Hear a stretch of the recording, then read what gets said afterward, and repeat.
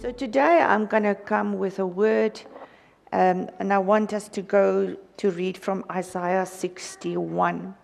Now, Church Arise comes from Isaiah 60 that says, "Arise from the depression and prostration in which circumstances have kept you. Rise to a new life," says the word. "Shine, be radiant with the glory of the Lord, for your light has come, and the glory of the Lord has risen upon you." Listen, verse 2. "And behold, darkness shall cover the earth." No surprise. But, there's a but. Say with me, but. "The Lord shall arise upon you, and his glory shall be seen on you." So who's you? The church. The disciples of the Lord Jesus Christ. Those who cling to him and is connected to Jesus Christ as the head of his church through faith. Amen. So there's no surprise. Darkness is there. But on you. And if you walk into your home this afternoon, declare and say, "In this house and on this family, the glory of the Lord shall be seen." Declare it. When you walk into a house, when you climb into your car, when you drive to work, make it your declaration and say, "But on me, the glory of the Lord is shining." Amen. Darkness is out there. Darkness is there since the fall of man. Darkness is present. No surprise. But the word also says in Isaiah 54 verse 17, it says, "For no weapon that is formed against you, shall prosper. And every tongue that is raised against you shall be proven wrong," says one of the translations. It says, "This is the heritage of the saints." This is part of your testament. It's part of the testament of Jesus, that this is your inheritance, that no weapon. Yes, do you feel the weapon? Of course. Do you see the weapon? Yes. Do you experience it in your body, emotionally, financially? Yes. But the word says it shall not be successful. What is the aim of the weapon? Is to destroy you. It is to destroy your faith. It is to destroy and steal and kill what God has promised you. But the word says that weapon shall not be successful. Otherwise, you will not be sitting here today. Many of you should have been dead already.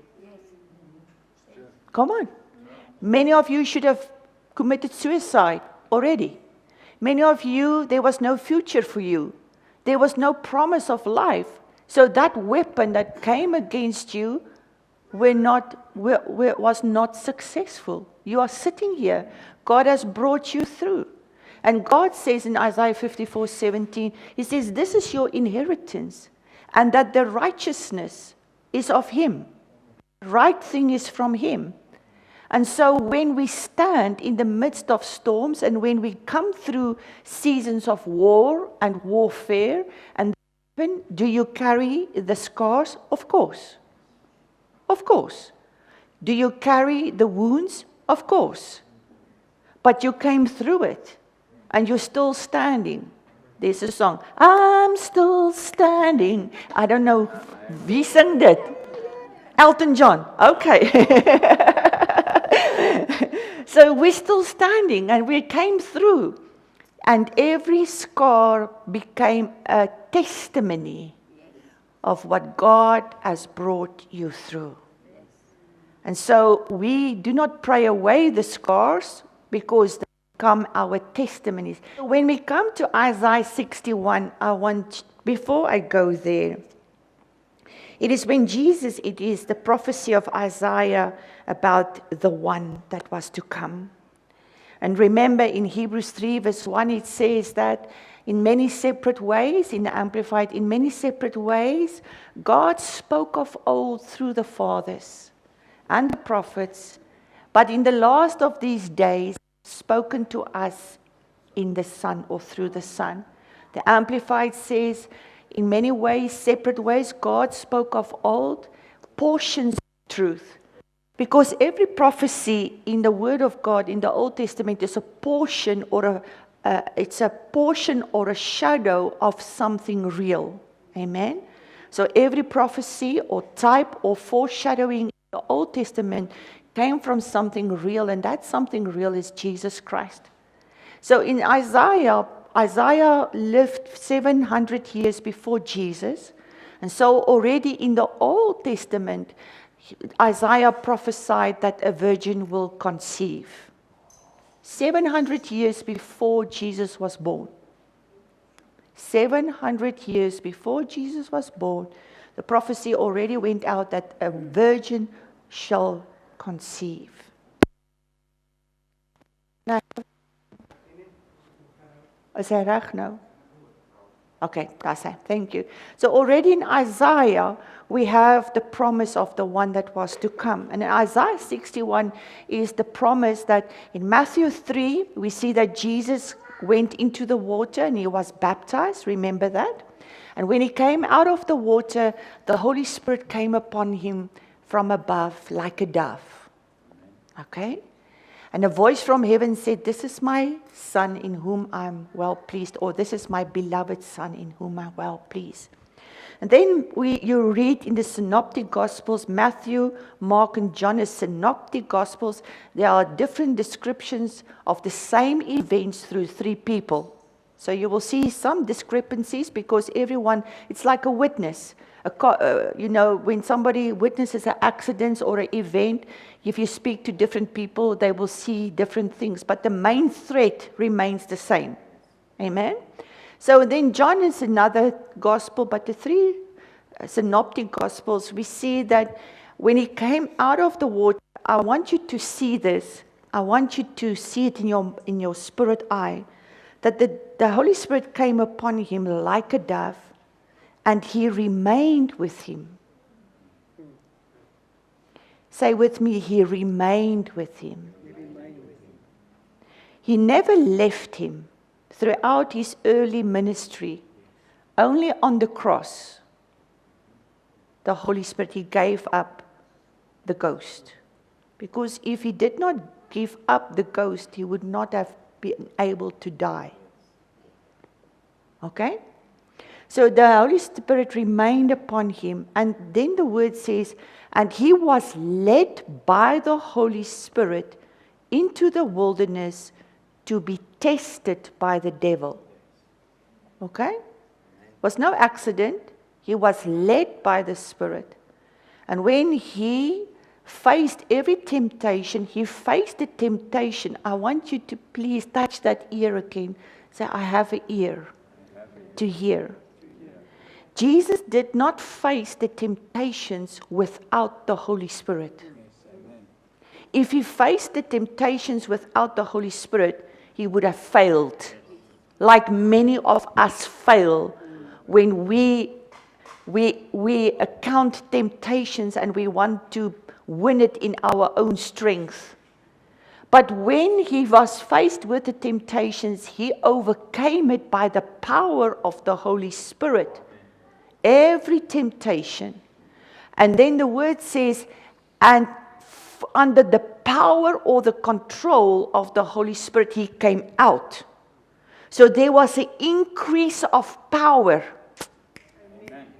He was led by the Holy Spirit into the wilderness, but the word says, you can go and read in Luke 4, it says, he was fully powered or under control or filled with the Spirit. He came out of the wilderness and he went into the synagogue and he quoted this scripture, Isaiah 61, that says, the Spirit of the Lord God is upon me, because the Lord has anointed and qualified me to preach the gospel of good tidings to the meek, the poor and the afflicted. He has sent me to bind up and heal the brokenhearted, to proclaim liberty to the physical and spiritual captives, and the opening of the prison and of the eyes to those who are bound, to proclaim.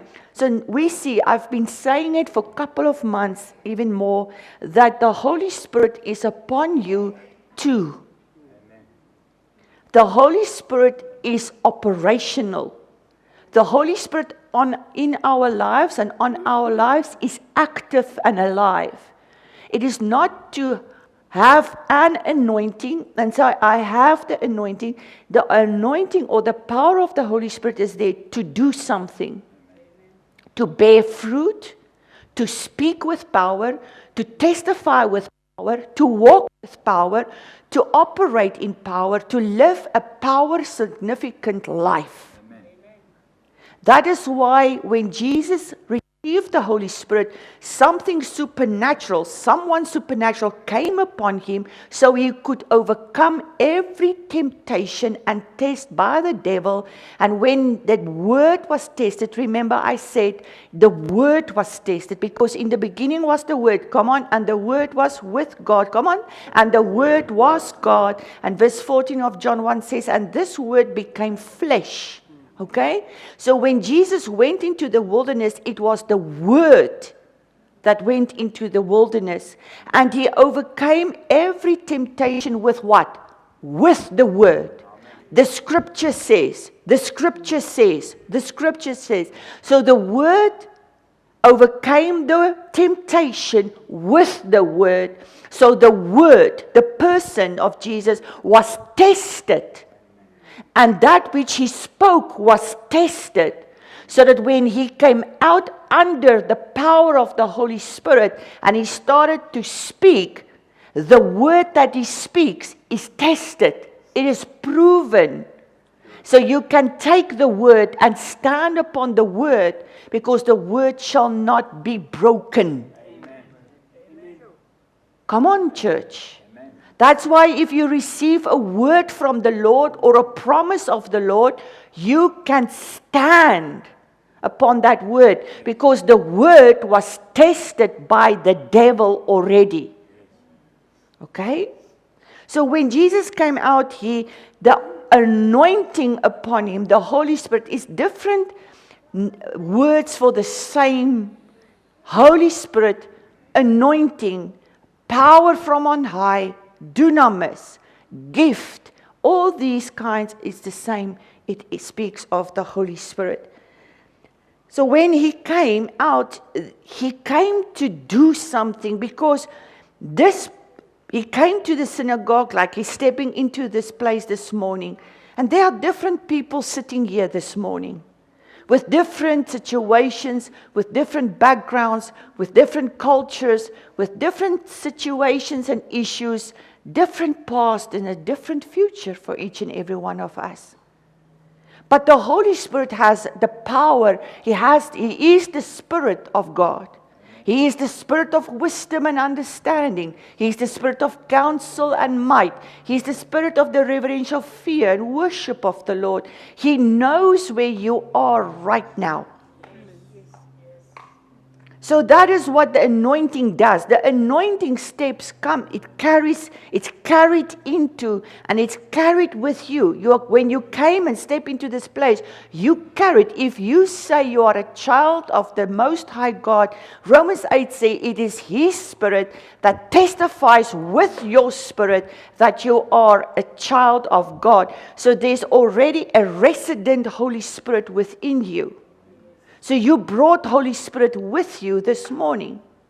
But together when we assemble as the church, then there's an operation in the Spirit, in this atmosphere. And He meets you where you are. What does He meet? He meets and He says, to preach the gospel, the good news. What is the good news for you today?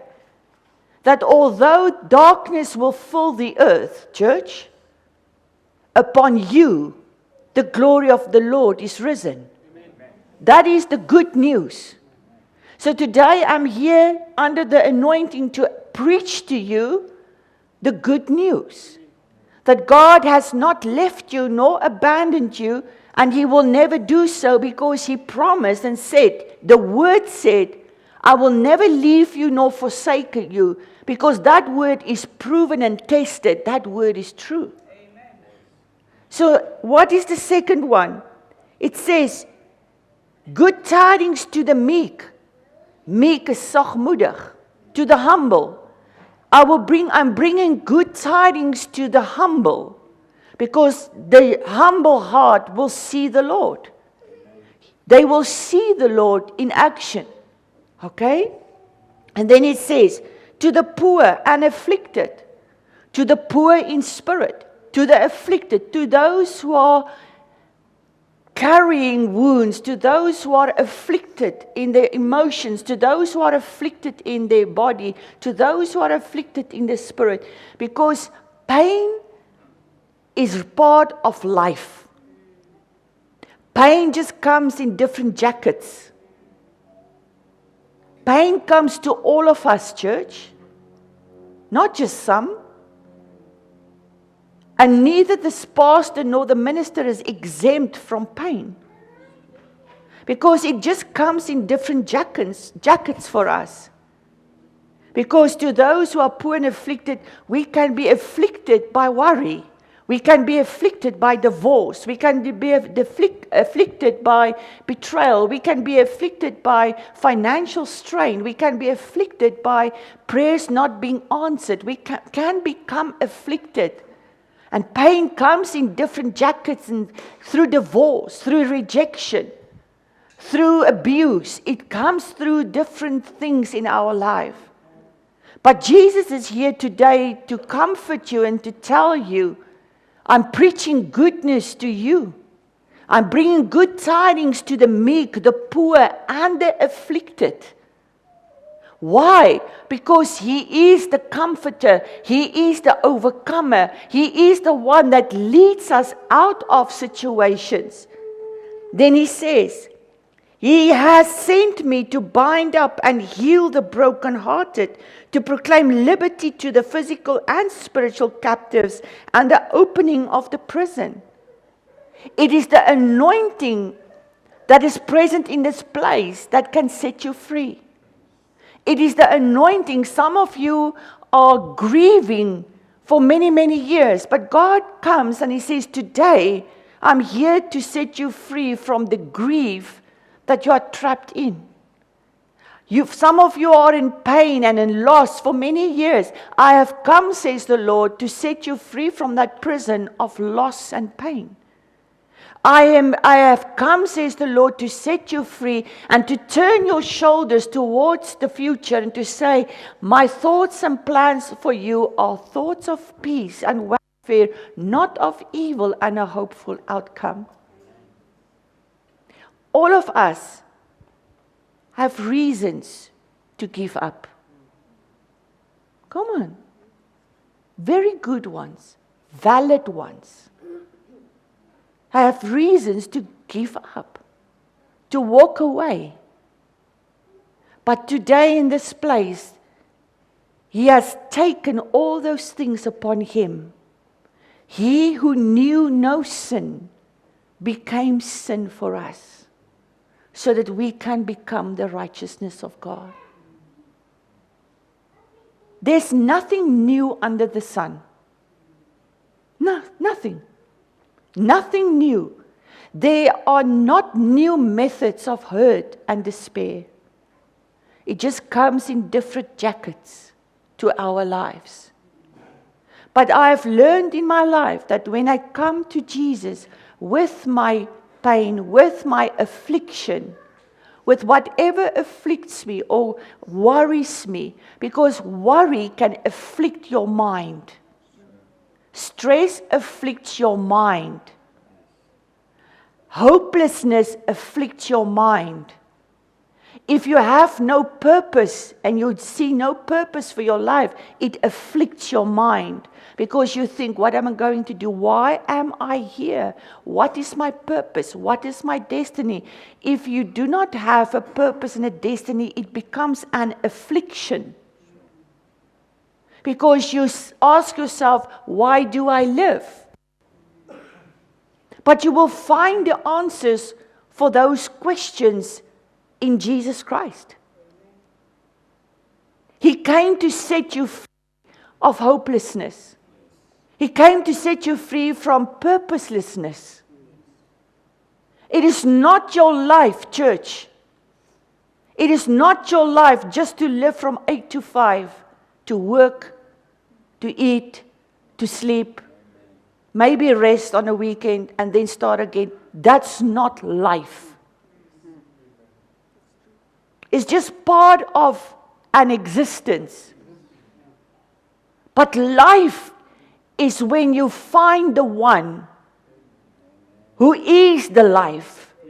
Because in him is the life, and that life is the light of man. And if you have any preacher or evangelist or minister promising you that you will be a millionaire and you will be do that and you do, God wants you to live life. The life that Jesus came to give you. That is the success of God. God's success is not measured in your bank balance. God's success is, do you live the life that Jesus came to give you?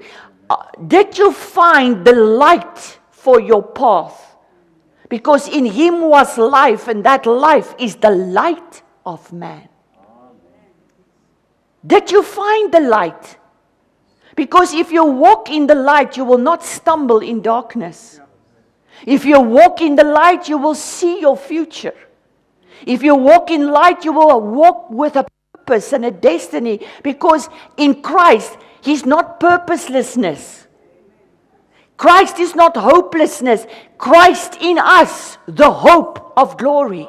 He is the hope for your life. He's the hope for your future. He's the hope for your family. He's the hope for your body. He's the hope for your marriage. He's the hope. He's the hope. He's the hope. Amen. If there's a sense of hopelessness, it means you have looked away from the one who is the author and the finisher of your life. It is not this world that will give you purpose. It is not this world that gives your life meaning. It is not this world that gives you a destiny. This world is dark, and this world is out to get you. To trap you in debt, to trap you in a 9-to-5, to trap you in an aimless life where you feel you're just working and eating and working and eating and you're getting nowhere. You're just alive. But the moment you get to life in him, your life changes. Your life changes. And it does not exempt us from hurt. It does not exempt us from pain or trouble. It does not exempt. Dit maak nie dat ons dit verspring nie. But the hope of Christ in us, which is glory, which is relief, which is life, which is destiny, will bring you through those moments when darkness is upon you. Because you will walk through the fire, but you will not burn. You will go through the waters, but they will not overwhelm you. That is the weapons. That is what God says, no weapon, the fire or the water will be successful. You will be in it and you will feel it, and but it will not be successful. Amen. And so Jesus comes and he says, in this prophecy it says, to proclaim the acceptable year of the Lord, the year of his favor, and the day of vengeance of our God, to comfort all who mourn. For some of you, you've been mourning loss. Loss, people, parents, husbands, wives. When we mourn, it's not just because somebody died. You mourn also because you have lost something. You mourn because you have lost something. You grieve sometimes because you have lost something. It's not just because somebody died. And God says he's here this morning to comfort you, to bring comfort to your affliction of grieving and mourning, to grant consolation and joy to those who mourn in Zion, to give them an ornament, a garland of beauty instead of ashes, the oil of joy instead of mourning, the garment of praise instead of a spirit of heaviness. And so this morning, I want to address the spirit of heaviness.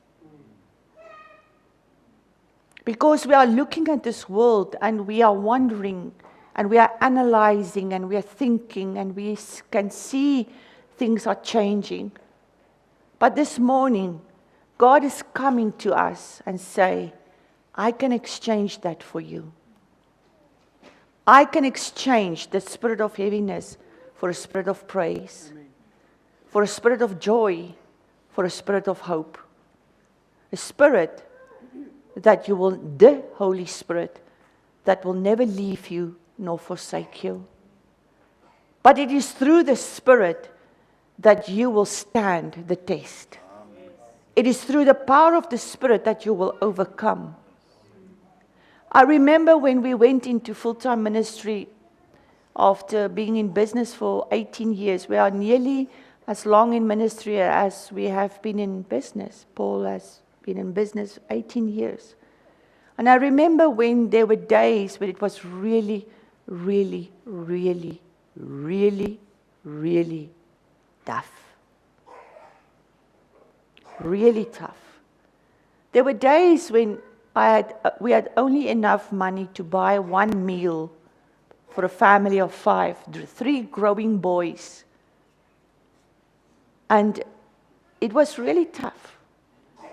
And I remember there were days when there was no finances, and then it is very easy to give up, or the thought of giving up will come. And remember, those thoughts are temptations.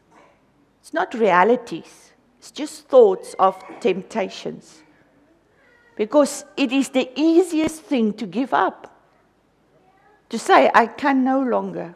Kan nie meer nie. Kan nie meer nie. Kan nie meer nie. I cannot do this. And I remember that we had to learn to take every day, each day, to face it with the Holy Spirit. There were times where I dedicated the day 1,000 times on that same day to the Holy Spirit. When I stood up and I said, Holy Spirit, just give us strength for today. 5 seconds later, Holy Spirit, give us strength for today. Half an hour later, again and again and again. You see, the fact is, or the reality is, that we turn away from our help and we turn towards ourselves or to other people. The more you turn towards the Holy Spirit, the more you will see Him work in your life. At the end of the day, when I lie on my bed, then I thank Him because we have eaten. We are under the same roof. I have enough money tomorrow to go to Bible study. I could have done this, I could have done that. We are together. And then a heart of thankfulness, and then tomorrow morning you start again. Holy Spirit, thank you for strength for today. Grace for today. Grace for today. In the beginning of the day, you cannot think you are going to make it this day. But at the end of the day, you see how He carried you through. And then you see it's 2 days, then 3 days, then 4 days, then it's a week. And you don't know how are we going to make it the end of the month. But I have learned, not that the word says, do not worry about tomorrow. Because God can change in one moment the whole outcome of your week. God can change in one moment the outcome of your day or your month.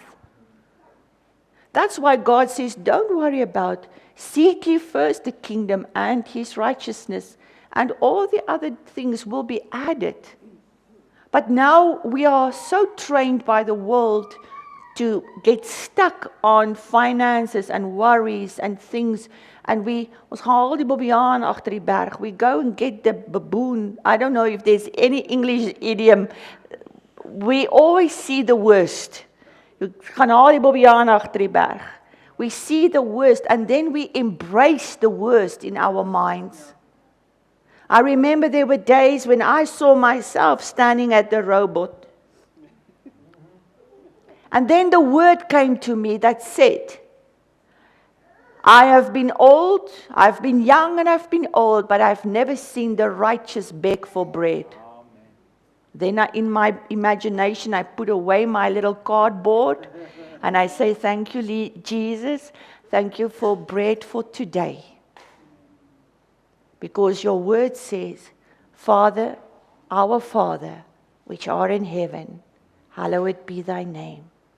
Give us our daily bread. It's physical, spiritual, everything. And I'm standing here today to testify to you that the word of God is true. That this scripture where Jesus says, listen, and they shall rebuild, they. Who's they? The ones that the glory is shining upon. Come on. Although darkness cover the earth and fill the earth, upon you it shall not come the glory of the Lord. And then he says, and they shall rebuild the ancient ruins and shall raise desolation and renew the ruined cities. The devastation for many generations. You, the ones who believe that the glory is upon us, the ones who have the Spirit of God, has the assistance and the anointing to rebuild. To rebuild what was lost. To rebuild what is mourned for. To rebuild what was stolen. To rebuild. The anointing of God, the Holy Spirit of God, is there to build and to rebuild. So there are seasons where there is less, but then because your aim and your focus is correct, you have the power to rebuild. Come on, church. And not just rebuild to the former status, but to rebuild beyond what you had. And then it says, and then foreigners shall stand and feed your flocks, and foreigners shall be your plowmen and your vine dressers. But you shall be called the priests of the Lord. You shall be called. People will speak of you as the ministers of our God. You shall eat the wealth of the nations, and the glory once that of your captors shall be yours. Instead of your former shame, you shall have a twofold recompense. Instead of dishonor and reproach, your people shall rejoice in their portion. Therefore, in their land, they shall possess double. By now, you should have said, Amen, Amen, Amen, Amen. What does Amen mean? So be it in my life. Amen. I agree. Amen. While the others are making ready for the end of the world, we are making ready for a double portion. We are making ready for recompense. We are making ready that the foreigners shall come and feed you, that the wealth of the nations shall come to you. Come on, church. If God can provide for you now, and even if the petrol and fuel prices raise up with 4 rand or 3 rand, God is still your provider. Dus as die ou het gesê het, al kos 'n bottel brandewyn R750, steeds 'n bargain. It is the same with, because God, even if doesn't matter what it costs, God is still your provider. God does not need the world's permission or systems to bless you or to provide for you, church. God can bypass the systems of this world to bless you. But you need to face it in the power of the Holy Spirit. You need to face the thoughts and of hopelessness with the power of the Holy Spirit. And take a stand, because your God is greater than the powers of this earth. Come on, church. Come on. Otherwise, you can go and worship a tree. Come on. Go and worship a stone or a tree or whatever, because then our faith is dead. If we cannot trust God in times of trouble, how can we trust Him? How can we say we are walking and we are children of a living God? Come on, church. It's still a bargain. When I speak of a bottle of brandy, 750, I speak about 30 years ago. Now, they cost 750. It's nog steeds a bargain. But remember, it is all relative. It's all relative to what? To the Word of God. Not to the rest of the world. What is relative to us is what is relative to the Bible. What does God say? What is His promise? For some of you, many of you are widows. He's brought you through. He's been with you for many, many years. He's always been there, faithful and true. Some of you have come through difficult situations. But today, that heaviness is going to lift in Jesus' name. Amen. Let us stand. Say to your neighbor, watch your conversations. Let your conversation be in heaven. Amen. Tell them, let your conversation be in heaven. Meaning what? Be in the Spirit. Don't give in to follow the stream. Don't follow the highway. It's very easy to complain and become negative. Very, very. We have good reasons, but the Word of God overrules every man-made thing. And we pray that the outcome of this war in the Middle East will be to the glory of God. Amen. It will be to the glory. In what way, Alma? I don't know, but it will be to the glory that we will see God in our lives. We will see His faithfulness. We will see His provision. We will see life and abundance. Come on. And therefore, we need to stand together in our faith. Remember when we had the different kinds of prayers? One of them was the prayer of agreement. We stand together in agreement. We stand together in thanksgiving. We stand together. And while we're on that subject, one of us needs help. One of us needs help. And if you need help, you please contact us. If you need prayer, if you need assistance, let's stand together. Amen. Even if we drive together, if need be, stand together. Stand together in this time. But watch your conversation. Please, please. And please don't get consumed by the news. Read your Bible. Pray. Seek godly counsel and godly conversations. Stand up, because the glory of the Lord is risen upon you. Be that light in the darkness. Be that beacon of hope in a desperate world. Amen. Father, we thank you for your precious word. We thank you, Lord, that today there's nothing new, but you are reminding us to keep the compass. To keep the compass. To keep the compass. And your word is our compass, Lord. The word is Jesus Christ. And we want to keep him in our eye. Father, your word says in Hebrews 12, Amplified, looking away from all that will distract unto Jesus Christ, who is the author and the finisher of our faith.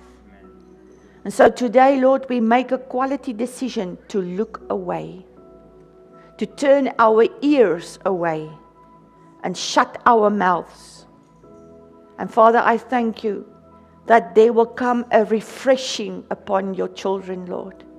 A freshness of the Spirit, a strength and anointing, Lord, to build and to rebuild. Lord, not just for this generation, but for generations to come. Father, I thank you that grace will come upon us to stand in this time. And I thank you, Lord, for the protection of our loved ones, even overseas, Lord. We pray for your protection and your comfort for those who are affected directly, Lord. Father, we pray your peace that surpasses all understanding. And I thank you, Lord, that thy word is a lamp unto our feet and a light unto our path. That the word is spirit and it is life.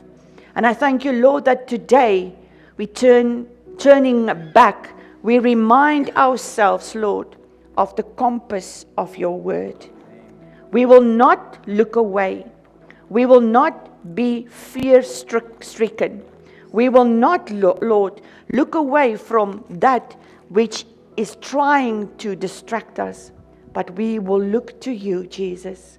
And Holy Spirit, I pray that you will come upon us afresh and anew. That you will bring, Lord, a conviction within our hearts to face every day in the power of the Spirit. To face every temptation in the power of the Spirit. To face every thought of giving up and darkness and depression, we will face it in the power of the Spirit.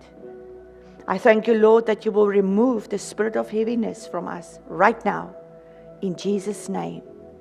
And let your Spirit come afresh upon us, in Jesus' name. Amen.